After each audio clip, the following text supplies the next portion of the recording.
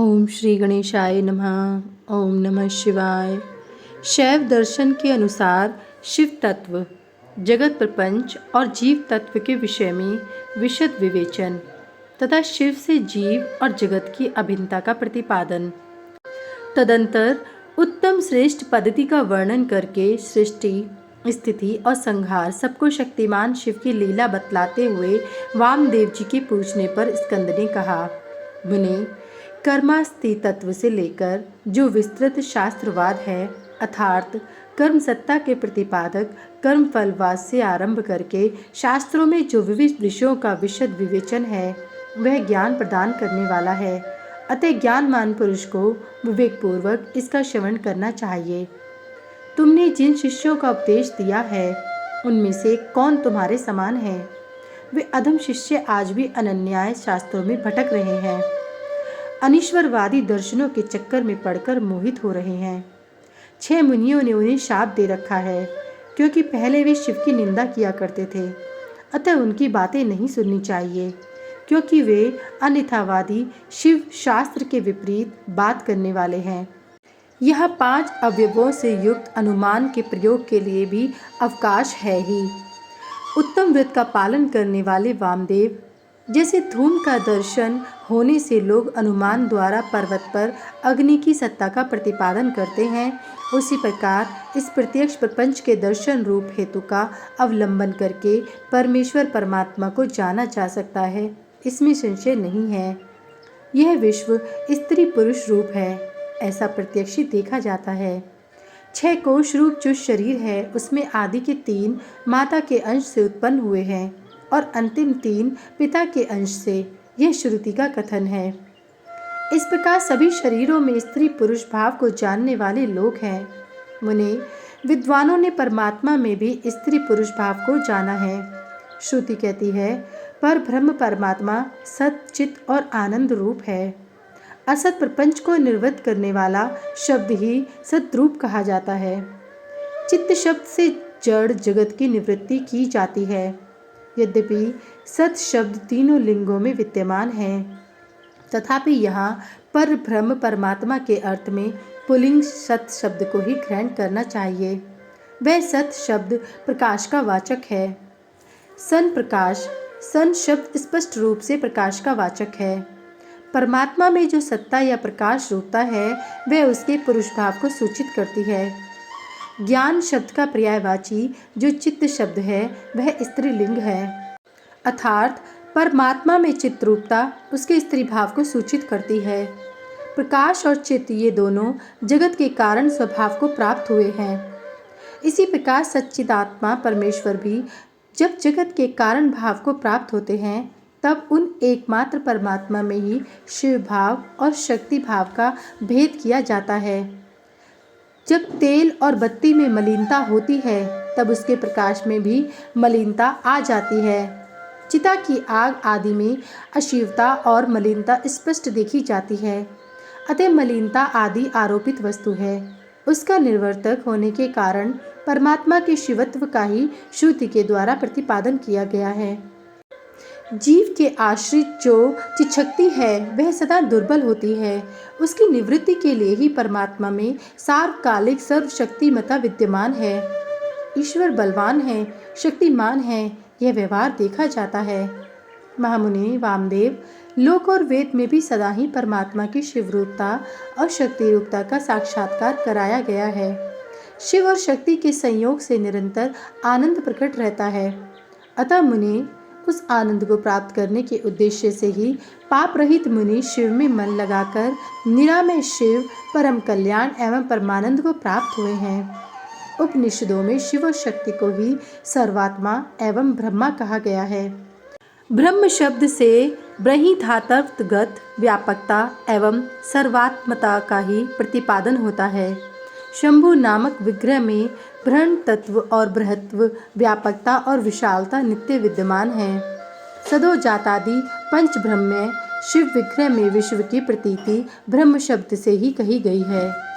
वामदेव, हंस पद को उलट देने से सोहम पद बनता है। उसमें प्रणव का प्राकट्य कैसे होता है, यह तुम्हारे स्नेहवश मैं तुम्हें बता रहा हूँ। सावधान होकर सुनो। सोहम पद में से सकार और हकार नामक व्यंजनों को त्याग देने से स्थूल ओम शब्द बचा रहता है, जो परमात्मा का वाचक है। तत्वदर्शी मुनि कहते हैं कि उसे महामंत्र रूप जानना चाहिए। उसमें जो सूक्ष्म महामंत्र है, उसका उद्धार मैं तुम्हें बता रहा हूँ। हंस पद में 3 अक्षर हैं, ह, अ, स। इन तीनों में जो अ है वह 15वें अनुस्वार और 16वें विसर्ग के साथ है। सकार के साथ जो अ है वह विसर्ग सहित है। वह यदि सकार के साथ ही उठकर हंग के आदि में चला जाए तो हंसह के विपरीत सोहम यह महामंत्र हो जाएगा। इसमें जो सकार है वह शिव का वाचक है, अर्थात शिव ही सकार के अर्थ माने गए हैं। शक्यात्मक शिव ही इस महामंत्र के वाच्यार्थ हैं। यह विद्वानों का निर्णय है। गुरु जब शिष्य को इस महामंत्र का उपदेश देते हैं तब सोहम पद से उसको शक्यात्मक शिव का ही बोध कराना अभिष्ट होता है, अर्थात वह यह अनुभव करे कि मैं शक्यात्मक शिवरूप हूँ। इस प्रकार जब यह महामंत्र जीव परक होता है, अर्थात जीव की शिवरूपता का बोध कराता है, तब पशु जीव अपने को शक्यात्मक एवं शिव का अंश जानकर शिव के साथ अपनी एकता सिद्ध हो जाने से शिव की समता का भागी हो जाता है। अब श्रुति के प्रज्ञानम ब्रह्म इस वाक्य में जो प्रज्ञानम पद आया है उसके अर्थ को दिखाया जा रहा है। प्रज्ञान शब्द चैतन्य का पर्याय है, इसमें संशय नहीं है। मुने, शिव सूत्र में यह कहा गया है कि चैतन्यम आत्मा, अर्थात आत्मा ब्रह्म या परमात्मा चैतन्य रूप है। चैतन्य शब्द से यह सूचित होता है कि जिसमें विश्व का संपूर्ण ज्ञान तथा स्वतंत्रता पूर्वक जगत के निर्माण की क्रिया स्वभावतः विद्यमान है, उसी को आत्मा या परमात्मा कहा गया है। इस प्रकार मैंने यहाँ शिव सूत्रों की व्याख्या ही की है। ज्ञानम बंधः यह दूसरा शिव सूत्र है। इसमें पशु वर्ग जीव समुदाय का लक्षण बताया गया है। इस सूत्र में आदि पद ज्ञानम के द्वारा किंचित मात्र ज्ञान और क्रिया का होना ही जीव का लक्षण कहा गया है। यह ज्ञान और क्रिया पराशक्ति का प्रथम स्पंदन है।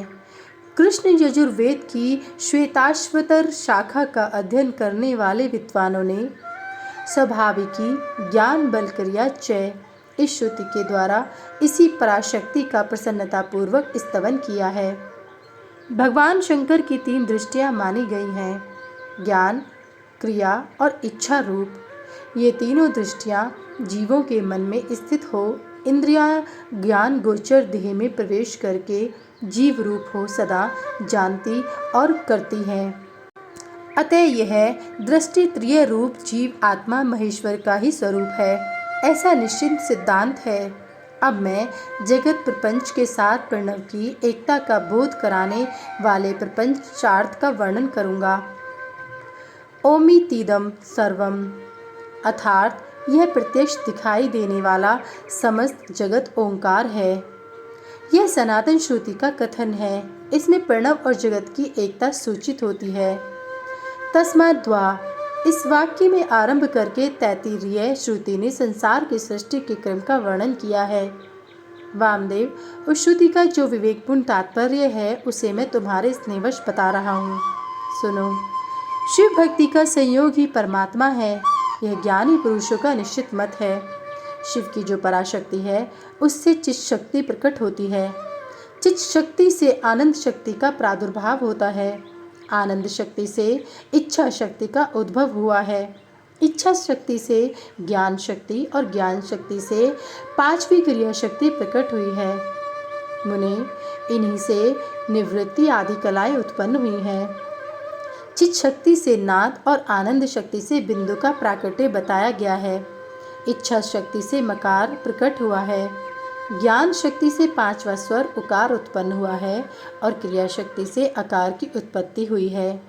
मुनीश्वर, इस प्रकार मैंने तुम्हें प्रणव की उत्पत्ति बतलाई है।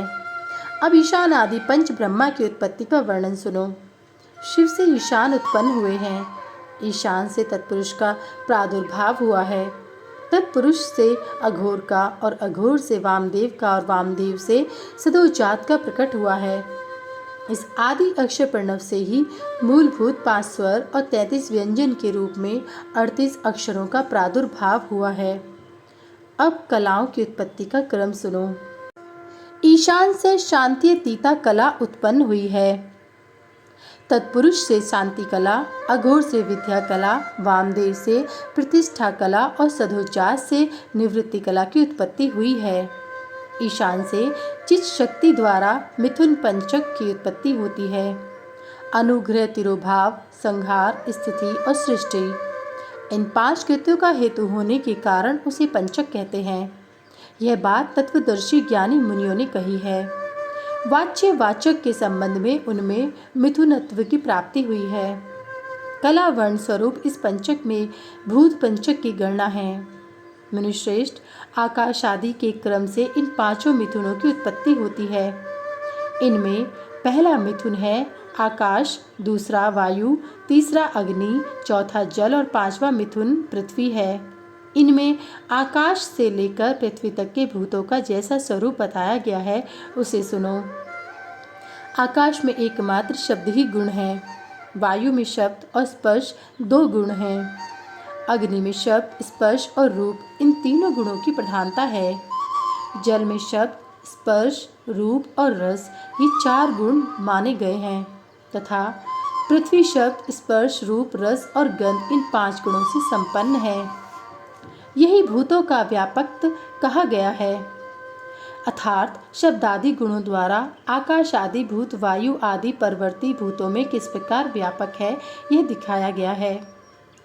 इसके विपरीत गंधादि गुणों के क्रम से वे भूत पूर्ववर्ती भूतों से व्याप्त है। अर्थात गंध गुण वाली पृथ्वी जल का और रस गुण वाला जल अग्नि का व्यापक है। इत्यादि रूप से इनकी व्यापकता को समझना चाहिए। 5 भूतों का यह विस्तार ही प्रपंच कहलाता है। सर्व समष्टि का जो आत्मा है उसी का नाम विराट है और पृथ्वी तत्व से लेकर क्रमश शिव तत्व तक जो तत्वों का समुदाय है वही ब्रह्मांड है। वह क्रमश तत्व समूह में लीन होता हुआ अंत तो गत्वा सबके जीवनभूत चैतन्य में परमेश्वर में ही लय को प्राप्त होता है और सृष्टि काल में फिर शक्ति द्वारा शिव से निकलकर स्थूल प्रपंच के रूप में प्रलय काल पर्यंत सुखपूर्वक स्थित रहता है। अपनी इच्छा से संसार की सृष्टि के लिए उद्यत हुए महेश्वर का जो प्रथम परिस्पंद है उसे शिव तत्व कहते हैं। यही इच्छा शक्ति तत्व है क्योंकि संपूर्ण कृत्यों में इसी का अनुवर्तन होता है। मुनीश्वर, ज्ञान और क्रिया इन 2 शक्तियों में जब ज्ञान का आधिक्य हो तब उसे सदाशिवत्व समझना चाहिए। जब क्रिया शक्ति का उद्रेक हो तब उसे महेश्वर तत्व जानना चाहिए तथा जब ज्ञान और क्रिया दोनों शक्तियाँ समान हो तब वहाँ शुद्ध विद्यात्मक तत्व समझना चाहिए। समस्त भाव पदार्थ परमेश्वर के अंगभूत ही हैं, तथापि उनमें जो भेद बुद्धि होती है उसका नाम माया तत्व है। जब शिव अपने परम ऐश्वर्यशाली रूप को माया से निग्रहित करके संपूर्ण पदार्थों को ग्रहण करने लगता है तब उसका नाम पुरुष होता है। तत्सृष्ट्वा तदेवानु प्राविशत, उस शरीर को रचकर स्वयं उसमें प्रविष्ट हुआ। इस श्रुति ने उसके इसी स्वरूप का प्रतिपादन किया है अथवा इसी तत्व का प्रतिपादन करने के लिए उक्त श्रुति का प्रादुर्भाव हुआ है। यही पुरुष माया से मोहित होकर संसारी संसार बंधन में बंधा हुआ पशु कहलाता है। शिव तत्व के ज्ञान से शून्य होने के कारण उसकी बुद्धि नाना कर्मों से आसक्त हो मूर्ता को प्राप्त हो जाती है। वह जगत को शिव से अभिन्न नहीं जानता तथा अपने को भी शिव से भिन्न नहीं समझता है। प्रभु, यदि शिव से अपनी तथा जगत की अभिन्नता का बोध हो जाए तो इस पशु जीव को मोह का बंधन न प्राप्त हो। जैसे इंद्रजाल विद्या के ज्ञाता बाजीगर को अपनी रची हुई अद्भुत वस्तुओं के विषय में मोह या भ्रम नहीं होता है, उसी प्रकार ज्ञान योगी को भी नहीं होता। गुरु के उपदेश द्वारा अपने ऐश्वर्य का बोध हो जाने पर वह चिदानंद घन शिव रूप ही हो जाता है। शिव की 5 शक्तियाँ हैं: सर्व कृतत्व रूपा, सर्वतत्व रूपा, पूर्णत्व रूपा, नित्यत्व रूपा और व्यापकत्व रूपा। जीव की 5 कलाएं हैं: कला, विद्या, राग, काल और नियति। इन्हें कला पंचक कहते हैं। जो यहाँ 5 तत्वों के रूप में प्रकट होती हैं उनका नाम कला है, जो कुछ कुछ कृतत्व में हेतु बनती हैं और कुछ तत्व का साधन होती हैं। उस कला का नाम विद्या है, जो विषयों में आसक्ति पैदा करने वाली है। उस कला का नाम राग है, जो भाव, पदार्थों और प्रकाशों का भासनात्मक रूप से क्रमश अवच्छेदक होकर संपूर्ण भूतों का आदि कहलाता है। वही काल है। यह मेरा कर्तव्य है और यह नहीं है। इस प्रकार नियंत्रण करने वाली जो विभु की शक्ति है उसका नाम नियति है। उसके आक्षेप से जीवन का पतन होता है। ये पांचों ही जीव के स्वरूप को आच्छादित करने वाले आवरण हैं, इसलिए पंचकंचुक कहे गए हैं। इनके निवारण के लिए अंतरंग साधन की आवश्यकता है।